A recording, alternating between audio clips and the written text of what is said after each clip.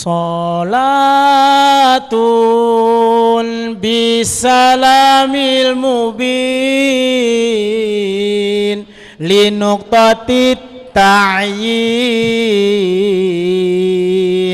ya gharami. Salatun bisalamil mubin linuqtatit ta'yin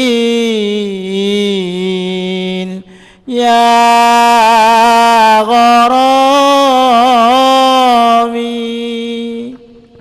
Baik, masih bersama kami dalam acara UJ Ustadz dan Jamaah dan masih didukung oleh Bank BRI Syariah bersama mewujudkan harapan bersama. Baik, di segmen kedua ini langsung saja kita buka pertanyaan bagi ibu-ibu yang nak bertanya dengan Ustadz, tema ataupun di luar tema juga boleh. Kami beri kesempatan dulu mungkin dari sebelah sana ya. Dari Pijoan. Ada yang mau bertanya, Bu? Nah, silakan Mama. Oke, silakan. Kok ketua BKMT-nya langsung. Bismillahirrahmanirrahim. Assalamualaikum warahmatullahi wabarakatuh. Waalaikumsalam warahmatullahi wabarakatuh. Nama saya Suhati, panggilan Mama. Mungkin sudah tidak asing lagi Pak Ustaz kita. Pertanyaan, kebetulan kami dari pengajian kelompok pengajian Pijoan, Kecamatan Jambi Luar Kota. Yang saya tanyakan Pak, yang pertama masalah senyum. Nah, tadi kebetulan temanya senyum Pak. Jadi kebetulan Pak, saya tuh punya tetangga Pak, tidak pernah senyum. Allahumma sholli ala Muhammad. Payah nih Pak senyumnya. Sampai kawan-kawan tuh bilang, mah takut nak ke rumahnya karena tidak pernah senyum tadi. Jadi Pak, saya mau bertanya, itu tuh senyum itu tuh apakah memang dari bawaan ataupun memang dari pikiran Pak? Baik Ibu, insya Allah Mama akan dijawab. Yang kedua Pak, kebetulan masalah haji, apa istilahnya tuh almarhumah kita, badal haji ya Pak. Kebetulan alhamdulillah keluarga saya tuh yang sudah ada yang sudah meninggal, sudah saya hajikan galau. Jadi Pak, apakah itu sampai Pak ibadahnya tuh sampai, apakah memang hanya formalitas baik gitu Pak? Kebetulan pertanyaan saya untuk sementara. Makasih. Assalamualaikum warahmatullahi wabarakatuh.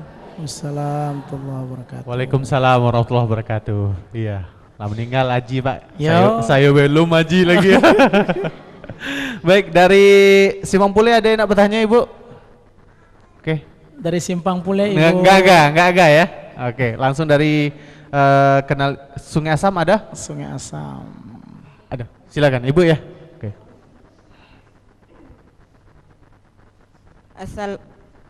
Assalamualaikum warahmatullahi wabarakatuh. Waalaikumsalam warahmatullahi wabarakatuh Ibu. Nama saya Ibu Mariam dari Kelurahan Sungai Asam, Kampung Manggis, Kecamatan Pasar Jambi. Iya. Yang ingin saya tanyakan ini di luar tema. Silakan Pak Ustadz. Ibu. Ini masalah bulan Muharram, 10 Muharram. Jadi identiknya itu kita mencari anak yatim kan? Kalau nak sedekah. Mencari anak yatim itu susah Pak di kampung. Kalau nak cari di panti asuhan kan banyak. Jadi sekarang kalau di kampung-kampung tuh Pak, kalau nak sedekah tuh dicampur aduk lah anak yatim dengan yang punya bapak tadi. Untuk khususnya untuk anak-anak. Jadi itu macam mana tuh Pak sedekahnya tuh? Diterima tak tuh Pak? Akan saya jelaskan nanti Ibu. Ya, terima kasih. Wassalamualaikum warahmatullahi wabarakatuh. Waalaikumsalam warahmatullahi wabarakatuh. Wah, di mana tadi Bu? Di Sungai Asam Bu ya? Sungai Asam. Tidak ada lagi anak yatim sana Bu ya? Lah punya mak kalau ya. Baik, dari Kenali Asam ada yang nak bertanya, silakan Ibu. Silakan Ibu. Ya. Assalamualaikum warahmatullahi wabarakatuh. Waalaikumsalam warahmatullahi wabarakatuh. Nama saya Siti Sumirah, panggilan di Kenali Asam Atas, Kelurahan Kenali Asam Atas, Budi Siti. Ya. Tema kami yaitu masalah haji, Pak. Iya, silakan. Ini tema Ibu Siti. masalah haji, ada yang dari BRI, masalah haji bisa ditalangin dari BRI. Apakah itu bisa Pak sah ditalangin dulu baru dibayar? Ya. Katanya harus kontan aja, itu yang saya tanya. Hukum talang haji. Oh ya? iya, hukum talang haji. Sudah. Assalamualaikum warahmatullahi wabarakatuh. Ya, assalamualaikum warahmatullahi wabarakatuh. Waalaikumsalam warahmatullahi wabarakatuh. Jadi kalau mau haji Bu, langsung daftar Bu ya ke BRI. Dari Amas ada yang nak bertanya? Nah, ini Oke, dari silakan, Bu. kampungnya Arul, silakan. Kau orang kampung Arul, kau? Assalamualaikum warahmatullahi wabarakatuh. Waalaikumsalam warahmatullahi wabarakatuh. Perkenalkan, nama saya Ibu Yu, saya berasal dari pengajian saya berasal dari Lorong Amas, pengajian Langgar At-Taqwa, Ya. Kelurahan Lebak Bandung, Kecamatan Jelutung. Nomor? Saya mau bertanya Ustaz, Ya, silakan Ibu. apakah orang yang dulunya tidak pernah sholat, kemudian dapat dibayar dengan dikodok? Terima kasih. Assalamualaikum warahmatullahi wabarakatuh. Iya lengkap, Lorong Amas, Kelurahan Jelutung, Lebak Bandung, Kecamatan Jelutung, nomor RT 33. Nama ketua RT-nya Uco. Silakan Ustadz. Iya. Baik, pertama pertanyaan dari Mama atau Ibu Swati dari Pijauan. Senyum tetangga susah nih senyumnya Ustadz. Dari dulu sampai kini, Ibu, senyum yang dimaksud bukan dalam bentuk fisik saja. Memang ada orang tidak bisa senyum, Bu. Tetapi orangnya baik, ada tuh. Aduh, kelihatannya garang, senyumnya susah. Karena dia selama ini giginya rusak, nak senyum itu agak lain. Maka dia akhirnya tidak senyum banyak, paling kira-kira begitulah. Lalu bagaimana Ustadz, apakah itu berdosa? Oh tidak. Jadi senyuman dari pandangan muka itu bukan dengan hanya sekedar memperlihatkan gigi. Senyuman itu Ibu nampak dari seri muka seseorang. Walaupun dia tidak senyum, tapi ketika dia ada rasa bahagia dan senang, itu seri mukanya nampak. Ya, simahum fi wujuhihim min atharis sujud. Terlihat dari mukanya itu tanda-tanda dia bersyukur, tanda-tanda dia sujud. Ya, ada nih orang model itu Ibu, nampak kita senang hati, senang jiwa. Karena kenapa? Senyuman yang dia bawa tidak hanya sekedar senyuman pada mulutnya, tetapi juga senyuman pada seri mukanya yang membawa kebahagiaan bagi kita. Kalau memang sudah bawaannya, tidak telap kita nak ngato, Bu. Ya, karena kita kadang-kadang salah nebak, makanya tidak boleh ada suuzon dalam diri kita. Kita tuh nengok orang rambutnya panjang, celananya robek-robek, kemudian mungkin bajunya agak lain, mulai kita bilang penjahat nih. Padahal belum tentu, Bu. Mungkin boleh jadi dia lah yang rajin ke masjid berbanding orang yang bajunya rapi, belum tentu pergi ke masjid. Artinya kita jangan sampai melihat seseorang itu hanya dari fisiknya saja. Tetapi setidaknya fisik itu menurut gambarannya adalah gambar dari dalam seseorang.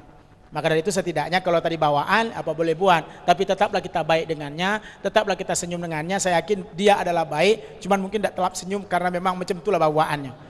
Ya, kalau itu tidak berdosa, Bu, memang lain tentulah. Kalau memang senyuman yang berasal dari pikiran, dari dosa, kemudian dia tidak senyum, berarti dia sedang menyakiti dirinya sendiri.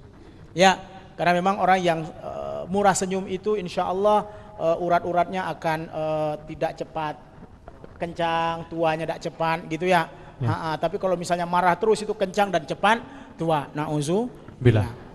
Baik, badal haji apakah sampai ibadahnya atau tidak? Ada hadis Rasulullah Ibu yang berbicara tentang badal haji ini. Satu ketika ada seorang sahabat dari hadis Ibnu Abbas datang kepada Rasulullah sallallahu alaihi wasallam, "Saya punya keluarga ya Rasulullah, dia sangat lemah, dia sangat tidak bisa berbuat apa-apa. Bahkan boleh dikatakan bahasa kita sekarang mungkin bed rest. Ya, cuma nak dikatakan mati tidak enak, itu Artinya tidak telah bergerak, tidak telah berbuat, tidak telah ngapa-ngapoi. Lalu ya Rasulullah, dia itu berniat haji dan dia pengen betul haji. Lalu saya menghajikannya, boleh kayak Rasulullah? Jawaban Rasul cuma sedikit, na'am. Iya, dibolehkan. Nah, maka kalau Rasulullah membolehkan berarti ada Ibu niat dan tujuannya. Tetapi tidak sewajib mereka yang mampu. Tidak sewajib mereka yang mampu. Hidupnya sehat, duitnya banyak, badan oke, usaha oke, belum berangkat haji itu yang bahaya. Tapi kalau sudah meninggal, mau ahli warisnya membadalkan silahkan. Dan hal itu dibolehkan menurut ulama, walaupun sebagian ulama mengatakan kalau orang sudah meninggal sudah tidak bisa lagi ngapa-ngapain. Tapi setidaknya kita meniatkan untuknya, mudah-mudahan kebaikan bagi dirinya, insya Allah. Karena badal haji itu dibolehkan menurut ulama. Dan juga itu Ustadz ya, yang untuk membadalkan hajinya haruslah sudah naik haji. Oh jelas, orang yang membadal hajinya adalah paling bagus ahli warisnya yang sudah berangkat haji. Kalaupun tidak, mungkin kita mencari orang yang sudah berangkat haji, meniatkan untuk orang yang kita niatkan dalam badal haji itu. Wallahu a'lam bishawab. Pak Ustaz Hasbullah bisa bahasa ya? Boleh.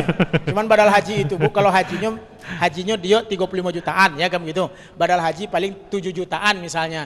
Cuman 7 juta nak pergi ke sana itu dewean enggak telap. Kecuali mungkin barangkali biasanya kalau mutawif dia akan bertemu dengan orang yang ada di sana yang sudah berangkat haji, menjadikan orang itu sebagai wakil untuk menghajikannya. Biasanya begitu.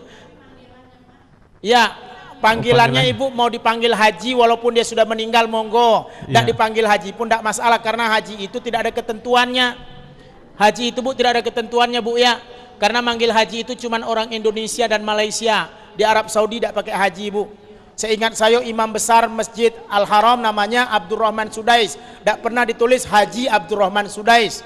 Nabi Muhammad saja, Nabi Muhammad yang sudah naik haji tidak pernah kita dengar Haji Muhammad sallallahu alaihi wasallam. Haji Abu Bakar As-Siddiq, Haji Utsman bin Affan tidak pernah kita dengar. Karena kenapa? Haji itu hanya sebuah dedikasi kepada kita khususnya di Asia dan di Indonesia pada khususnya insya Allah. Ibu kemudian Ibu Maryam dari Sungai Asam, Kampung Manggis. 10 Muharram kita nyari anak yatim Pak Ustadz. Tahunya di kampung Sungai Asam itu ada lagi anak yatim Pak Ustadz. Adolah cuma dikit-dikit, yang banyak duafa. Duafa itu Ibu artinya dia tidak anak yatim, ayah ibunya ado, cuman memang susah. Ya, yatim dan duafa itu bedanya. Kalau yatim nasab dia tidak punya ayah sehingga dia hidup susah. Seharusnya ayah yang memberikan nafkah, dia tidak punya ayah, itu namanya yatim. Kalau dia tidak punya, dia punya ayah dan ibu tetapi ternyata ayah dan ibunya tidak mampu, termasuk duafa. Nah, bulan Muharram ini adalah bagian terbaik untuk berbagi dengan mereka. Ya, dengan duafa silakan, karena mereka juga butuh kasih sayang dari kita karena mereka orang yang tidak mampu, tapi diutamakan bagi mereka yang berkategori ya yatim. Yatimnya pun menurut ulama Ibu ya, itu bukan hanya sekedar yatim nasaban tapi yatim malan. Sebab ada anak yatim ayahnya meninggal punya perusahaan 5, anak satu-satunya, itu anak yatim kayo. Tidak telap ngasih duit itu, maka di situ bukan duit yang kita kasih, yang kita kasih adalah kasih sayang. Sebab kita ngasih 10.000 kawan proyeknya banyak. Kan ada model itu? Ada. Nah, maka dari itu biasanya ke anak yatim tidak hanya malan, harta yang kita berikan, tapi juga kasih sayang.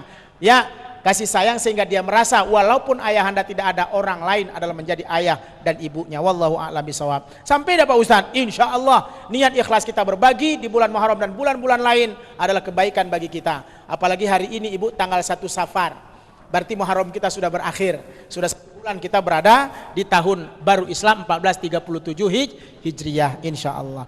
Kemudian Ibu Siti, Ustaz boleh tak talang haji? Ya, hukumnya apa? Ulama sudah menfatwakan ini.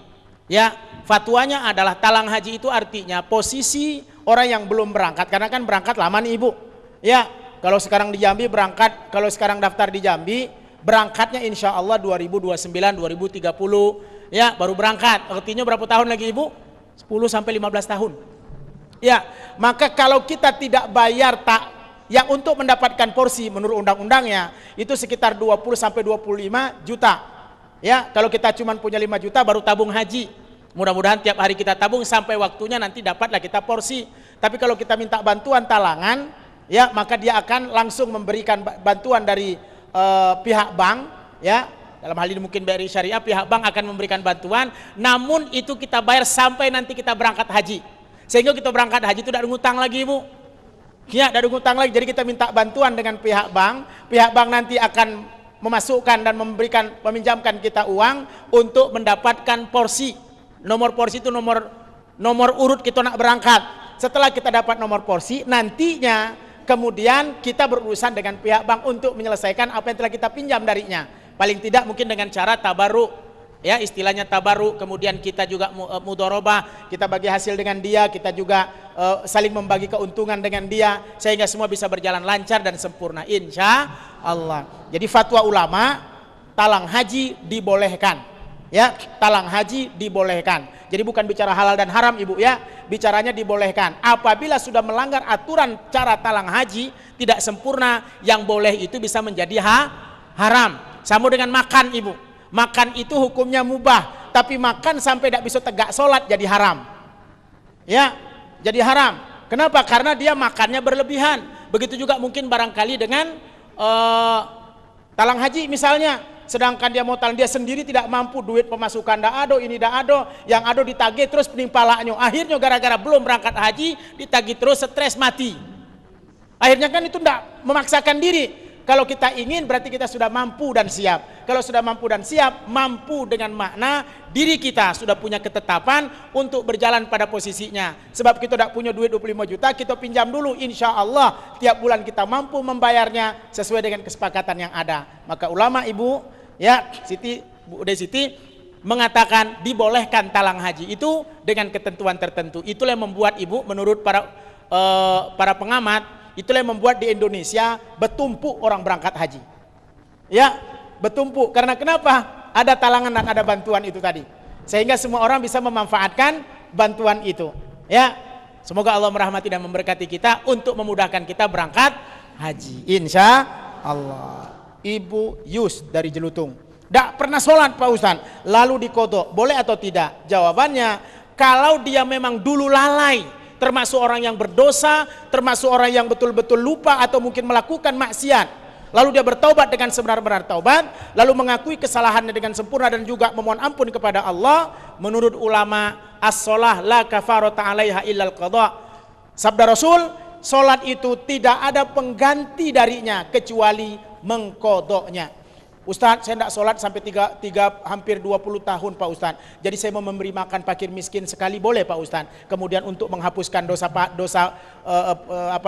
sholat saya. Oh tidak, dia harus tetap diselesaikan dengan sholat. Begitu ibu ya. Walaupun ada ulama mengatakan ketika kita sudah bertaubat dengan taubatan nasuha, tidak akan mengulangi lagi perbuatan yang pernah kita lakukan, Allah akan menerima taubat kita dan kita akan terus melaksanakan sholat sampai ajal menjemput.